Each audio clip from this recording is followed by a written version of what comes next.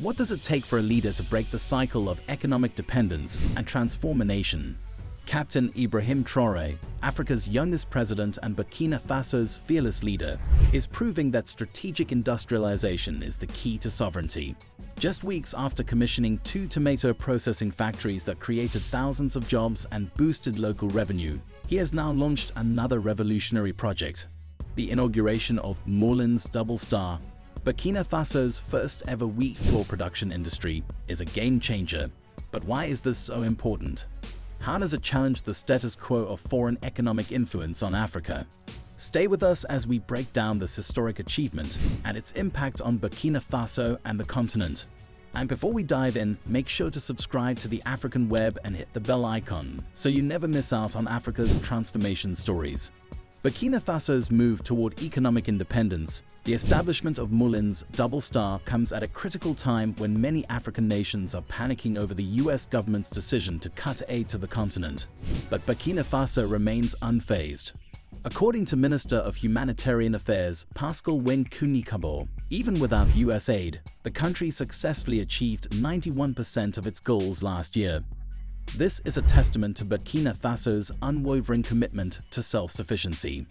With a massive investment of 15 billion CFA francs, Moulins Double Star is a state-of-the-art facility that will produce 220 tons of wheat flour daily, along with 80 tons of bran byproducts used for animal feed and other industries. Spanning 5 hectares, the complex includes advanced processing equipment, a quality control laboratory, storage warehouses, and an administrative headquarters. This project will provide 300 full-time jobs, generate 10,000 seasonal employment opportunities, and indirectly create thousands of additional jobs, significantly reducing unemployment while strengthening the local economy. A declaration of economic sovereignty for Captain Traoré, Moulins Double Star is not just an economic initiative, it is a bold statement of national independence. The days of relying on foreign imports for essential goods are coming to an end. According to Traoré, this project will boost Burkina Faso's economy, create sustainable income, and reinforce financial autonomy.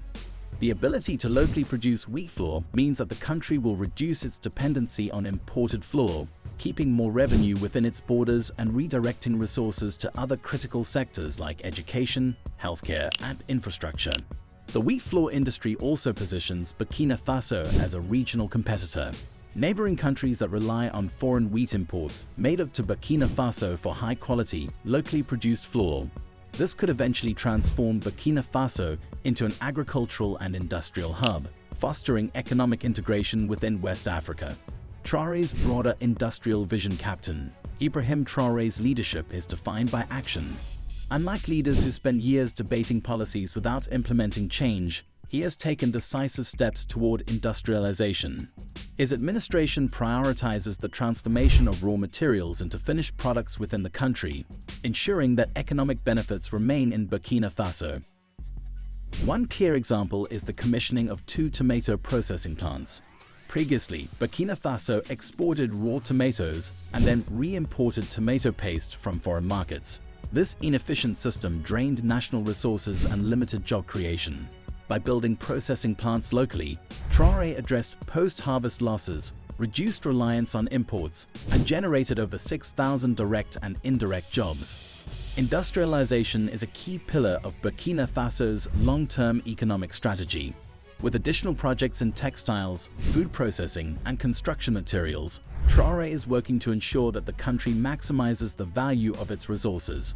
The president has also emphasized the need for infrastructure development to support these industries, including roads, power supply, and digital connectivity. Agricultural modernization and food security to complement industrialization. Traoré is spearheading an agricultural revolution. Despite 80 to 90% of Burkina Faso's population being engaged in farming, outdated agricultural practices have hindered productivity.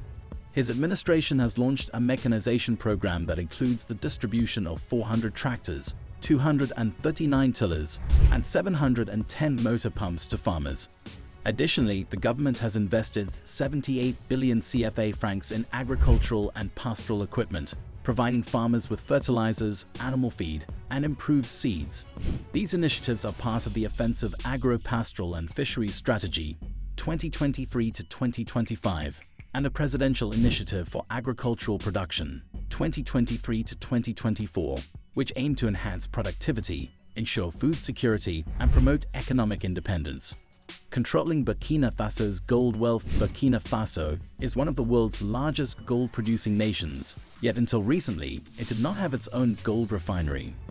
This meant that raw gold ore was exported to Europe for refining, allowing foreign powers to reap significant profits. Recognizing this economic vulnerability, Traoré commissioned the construction of Burkina Faso's first gold refinery. This move ensures that the country retains control over its most valuable resource, creates jobs in the refining sector, and strengthens financial independence. Additionally, Traoré's government has introduced stricter regulations on foreign mining companies, ensuring that a larger share of profits remains in the country.